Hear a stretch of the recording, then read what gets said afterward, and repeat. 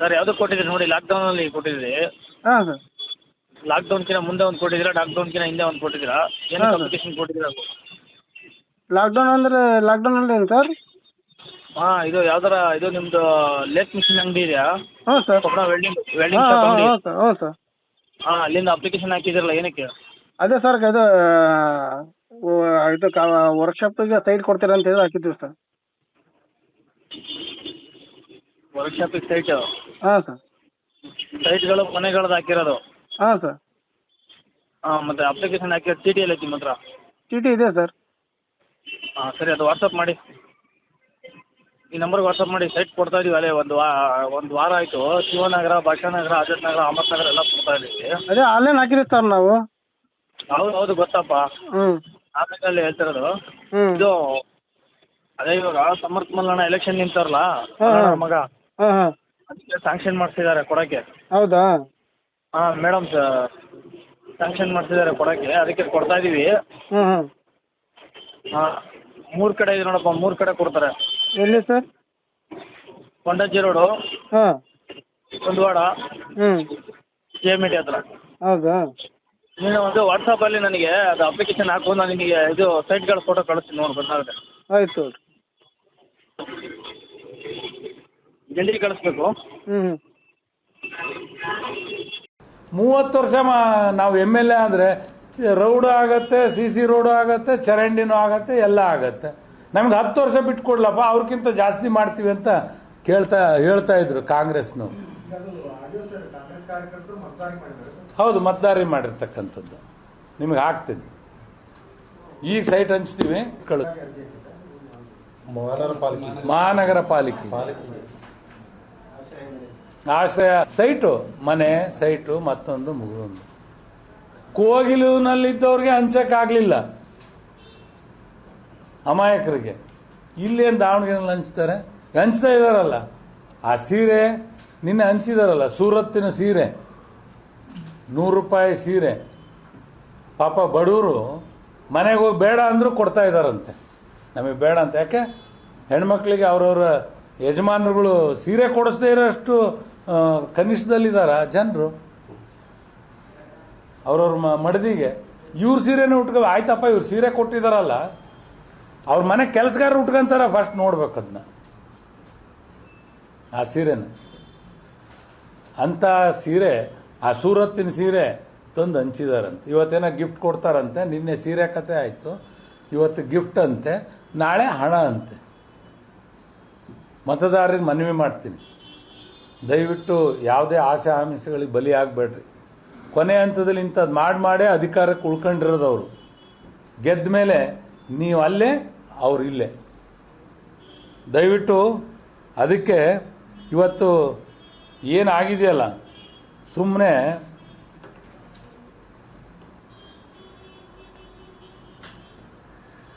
ಇವತ್ತು ಕಾಂಗ್ರೆಸ್ನ ನಾಯಕರುಗಳು ಎಂಥ ಪರಿಸ್ಥಿತಿ ಬಂದು, ಗ್ಯಾರಂಟಿ ವರ್ಕ್ ಆಗ್ತಾ ಇಲ್ಲ, ಗಲಿ ತಿರುಗ್ತಾ ಇದ್ದಾರೆ ಓಟ್ಗೋಸ್ಕರ. ಅಲ್ಪಸಂಖ್ಯಾತರು ದೂರ ಇಟ್ಟಿದ್ದಾರೆ. ಬೆಂಗಳೂರಿಂದ ಬಂದು ಕಾಂಗ್ರೆಸ್ಸಿಗೆ ಬಿಟ್ಟು ಯಾರಿಗಾರ ಕೊಡ್ರಿ ಅಂತ ಹೇಳ್ತಾ ಇದ್ದಾರೆ ಅಲ್ಪಸಂಖ್ಯಾತರ ನಾಯಕರುಗಳು. ನನಗನ್ಸುತ್ತೆ ಬಹುಶಃ ಈ ಬಾರಿ ಸ್ವಾಭಿಮಾನಿಗಳು ಆಗ್ತಾ ಇದ್ದಾರೆ ಅಂತ ನನಗನ್ನಿಸ್ತಾ ಇದೆ ಅವರೆಲ್ಲ. ಹೌದು, ಆ ಏರಿಯಾದಲ್ಲಿ ಅಲ್ಲಿಂದಾನೇ ಬಂದಿರೋದು ಇದೆಲ್ಲ. CM ಹೇಳಿದ್ರು ಅಂತ ಪಾಪ ಜಮೀರ್ ಸಾಹೇಬರು ಬಂದರು, ಹೋದ್ರು. ನಾ ಅವ್ರಿಗೆ ಧನ್ಯವಾದ ಹೇಳ್ತೀನಿ. ನನ್ಗೆ ಹಳೆ ಸ್ನೇಹಿತರು, ಆತ್ಮೀಯರು. ಅವ್ರಿಗೆ ಅರಿವಾಗಿದೆ ಪರಿಸ್ಥಿತಿ.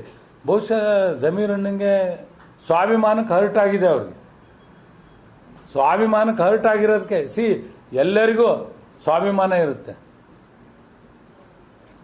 ನಮ್ಮನೆ ಮುಂದೆ ನಾವೇ ಹುಲಿಗಳು. ಹಂಗಾಗಿ ಒಬ್ಬ ಸಮಾಜದ ನಾಯಕನಿಗೆ ಹಗುರವಾಗಿ ಮಾತನಾಡಿರ್ತಕ್ಕಂಥದ್ದು ಬಹುಶಃ ಇವತ್ತು ಅವ್ರಿಗೆ ಹರ್ಟ್ ಆಗಿದೆ. ಕಾಂಗ್ರೆಸ್ನ ಈ ಬಾರಿ ಅಲ್ಪಸಂಖ್ಯಾತರು ಸೋಲಿಸದೇ ಇದ್ರೆ ಒಂದು ಕುಟುಂಬಕ್ಕೆ ತಲೆಬಾಗದಂತೆ, ಅವರು ತಲೆಬಾಗಿದಂತೆ ಆಗುತ್ತೆ. ದಯವಿಟ್ಟು ಸ್ವಾಭಿಮಾನಕ್ಕೆ ಧಕ್ಕೆ ತಂದ್ಕೊಂಡು ನೀವು ಓಟನ್ನು ಕಾಂಗ್ರೆಸ್ಗೆ ಹಾಕಬೇಡ್ರಿ ಅಂತ ಹೇಳಿ ನಾನು ಈ ಸಂದರ್ಭದಲ್ಲಿ ಹೇಳಲಿಕ್ಕೆ ಬಯಸ್ತೇನೆ. ಇವತ್ತು ನಾನು ನೋಡ್ತಾ ಇದ್ದೀನಿ, ಯಾರು ಕಾಂಗ್ರೆಸ್ನಲ್ಲಿ ಯಾವ ಲಿಂಗಾಯತರನ್ನು ಬೆಳೆಸಿದ್ದಾರೆ ಕಾಂಗ್ರೆಸ್ನವರು ಈ ಜಿಲ್ಲೆನಲ್ಲಿ. ಇವತ್ತು ವೀರಶೈವ ಲಿಂಗಾಯತ ಸಭೆಗಳನ್ನು ಮಾಡ್ತಾ ಇದ್ದಾರೆ ಕಾಂಗ್ರೆಸ್ನವರು. ಯಾವ ಲಿಂಗಾಯತರನ್ನ ಬೆಳೆಸಿದ್ದಾರೆ ಅಂತ ಪ್ರಶ್ನೆ ಮಾಡ್ತೀನಿ. ವೀರಶೈವ ಮಹಾಸಭಾ ಅವರ ಕುಟುಂಬದ ಆಸ್ತಿಯಂತೆ ಆಗೇ ಹೋಗಿತ್ತು. ಆ ವೀರಶೈವ ಮಹಾಸಭಾನ ಇಟ್ಕೊಂಡು ಎಲ್ಲ ಲಿಂಗಾಯತರನ್ನು ಕ್ರೋಢೀಕರಣ ಮಾಡಿ ನಾವು ಓಟ್ ಪಡಿತೀವಿ ಅನ್ನೋ ಭ್ರಮೆನಲ್ಲಿದ್ದಾರೆ ಕಾಂಗ್ರೆಸ್ನ ಮುಖಂಡರುಗಳು. ಖಂಡಿತ ಈ ಬಾರಿ ಹಂಗಾಗೋದಿಲ್ಲ.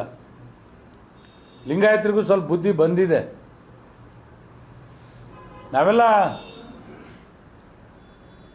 2A ಮೀಸಲಾತಿ ಹೋರಾಟ ಮಾಡಿದಂಥ ಸಂದರ್ಭದಲ್ಲಿ ಲಿಂಗಾಯತ, ವೀರಶೈವ ಲಿಂಗಾಯತ ಎಲ್ಲ ಒಳಪಂಗಡಗಳಿಗೆ ಕೇಂದ್ರ ಸರ್ಕಾರದ OBC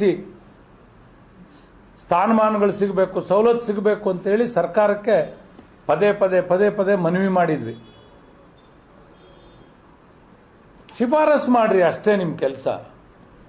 ಕೇಂದ್ರ ಸರ್ಕಾರಕ್ಕೆ ಶಿಫಾರಸು ಮಾಡಲೇ ಇಲ್ಲ. ಲಿಂಗಾಯತರು ಅಂದರೆ ಕಾಂಗ್ರೆಸ್ನಲ್ಲಿ ಕನಿಷ್ಠ. ಬೆಳಗಾವಿನಲ್ಲಿ ನಾವು 2A ಮೀಸಲಾತಿಗಾಗಿ ಮಾಡು ಇಲ್ಲ ಮಡಿ ಅಂತಿಮ ಹೋರಾಟ ಮಾಡಿದಂಥ ಸಂದರ್ಭದಲ್ಲಿ ಸುವರ್ಣಸೌಧದ ಮುಂದೆ ನಮ್ಮ ಸ್ವಾಮೀಜಿಗಳಿಂದ ಹಿಡಿದು ಸಮಾಜದ ಹೋರಾಟಗಾರರಿಗೆ ಲಾಠಿ ಇಟ್ಕೊಡ್ತು ಈ ಸರ್ಕಾರ. ಅದನ್ನ ಯಾವತ್ತೂ ಕೂಡ ಜೀವನ ಪರ್ಯಂತ ನಾವು ಮರೀಲಿಕ್ಕೆ ಸಾಧ್ಯ ಇಲ್ಲ. ಸಿದ್ದರಾಮಯ್ಯನವ್ರಿಗೆ ಅವರ ಮಂತ್ರಿಮಂಡಲದಲ್ಲಿ ಇರ್ತಕ್ಕಂಥವ್ರು ಹೋಗಿ ಮನವಿ ಮಾಡಿದರು.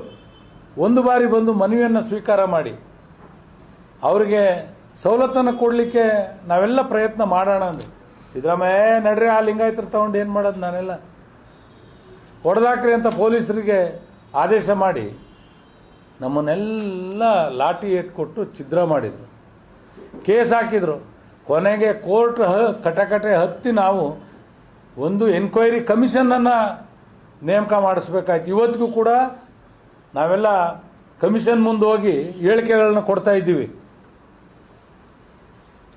ಇವರಿಗೆ ವೀರಶೈವ ಲಿಂಗಾಯತರು ಈ ಸರ್ಕಾರಕ್ಕೆ ಚುನಾವಣೆ ಮಾಡ್ತಕ್ಕಂಥ ಸಂದರ್ಭದಲ್ಲಿ ನಾವು ಓಟ್ ಕೊಡಬೇಕಾ?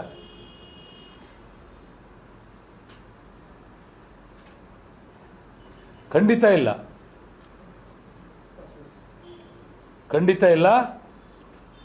ಈ ಸರ್ಕಾರಕ್ಕೆ ವೀರಶೈವ ಲಿಂಗಾಯತರು ಪಾಠ ಕಲಿಸೋದೇ ಸರಿ ಅನ್ನೋದನ್ನು ನಾನು ವೀರಶೈವ ಲಿಂಗಾಯತರಲ್ಲಿ ನಾನು ಮನವಿ ಮಾಡ್ತೀನಿ. ಅವೆಲ್ಲ ಇವತ್ತು ಕೆಲಸ ಮಾಡಬೇಕು. ಹಣದಿಂದ ನಾವು ಓಟ್ ಪಡಿತೀವಿ ಅನ್ನೋ ಭ್ರಮೆನಲ್ಲಿ ಏನು ಕಾಂಗ್ರೆಸ್ ಕುಟುಂಬ ಏನಿದೆ ಅದನ್ನು ಸೋಲಿಸೋದ್ರ ಮೂಲಕ ಛಿದ್ರ ಮಾಡಬೇಕು ಅಂತ ಹೇಳಿ ನಾನು ಈ ಸಂದರ್ಭದಲ್ಲಿ ಮತದಾರರಲ್ಲಿ ಮನವಿ ಮಾಡಲಿಕ್ಕೆ ಬಯಸ್ತೇನೆ.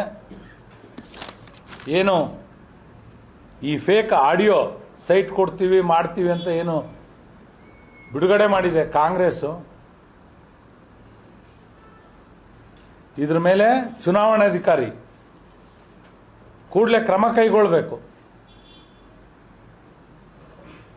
ಆಸೆ ಆಮಿಷಗಳನ್ನ ಕೊಡ್ತಕ್ಕಂಥ, ಈ ಸೀರೆ ಹಂಚ್ತಕ್ಕಂಥ, ಹಣ ಹಂಚ್ತಕ್ಕಂಥ, ಈ ಸುಳ್ಳು ಏನು ಫೇಕ್ ವಿಡಿಯೋ ಬಿಟ್ಟು ಸೈಟ್ ಹಂಚ್ತೀವಿ ಅಂತ ಏನು ಹೇಳಿಕೆ ಕೊಡ್ತಾ ಇದ್ದಾರೆ, ವಿಡಿಯೋ ಬಿಡ್ತಾ ಇದ್ದಾರೆ, ಅವ್ರನ್ನ ಕೂಡಲೇ ಅರೆಸ್ಟ್ ಮಾಡಬೇಕು.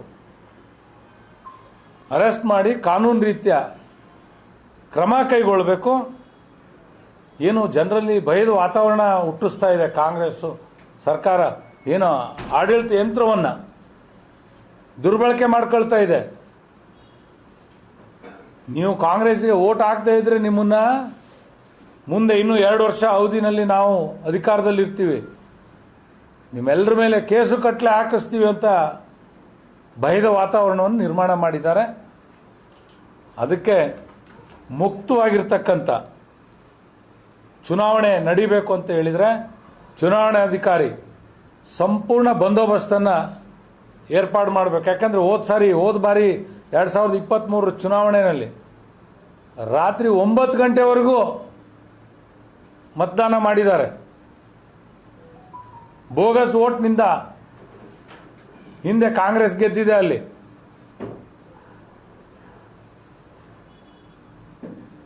ಹಾಗಾಗಿ ಅದನ್ನು ತಡಿಲಿಕ್ಕೆ, ನ್ಯಾಯಸಮ್ಮತವಾದ ಫ್ರೀ ಆ್ಯಂಡ್ ಫೇರ್ ಎಲೆಕ್ಷನ್ ಮಾಡಲಿಕ್ಕೆ ಸಂಪೂರ್ಣ ಬಂದೋಬಸ್ತನ್ನು ಮಾಡಿ ಮತದಾರರನ್ನು ಮಾತ್ರ ಮತಗಟ್ಟೆಗೆ ಕಳಿಸುವಂತಹ ವ್ಯವಸ್ಥೆ ಚುನಾವಣಾಧಿಕಾರಿ ಮಾಡಬೇಕು ಅಂತ ಹೇಳಿ ನಾನು ಒತ್ತಾಯ ಮಾಡಲಿಕ್ಕೆ ಬಯಸ್ತೇನೆ. ಏನು ಕಾಂಗ್ರೆಸ್ಸು ಸೋಲತ್ತೆ, ಒಂದು ಬದಲಾವಣೆಗಾಗಿ BJPಗೆ ದೇಶದ ಅಭಿವೃದ್ಧಿ ಹೇಗೆ ಯಾವ ರೀತಿ ಮೋದಿಯವರಿಂದ ಆಗ್ತಾ ಇದೆ, ಇವತ್ತು ಮೋದಿಯವರ ಕಾರ್ಯವೈಖರಿಯನ್ನು ಮನಗಂಡು ನಮ್ಮ ನಾಯಕರು, ರಾಷ್ಟ್ರದ ಮಾಜಿ ಪ್ರಧಾನಿಗಳು ಬೆಂಬಲವನ್ನು ಕೊಟ್ಟಿದ್ದಾರೆ. ಅದೇ ರೀತಿ ನಮ್ಮ ನಾಯಕರು ಕುಮಾರಣ್ಣವರು ಬಂದು ಪ್ರಚಾರ ಮಾಡಿದ್ದಾರೆ.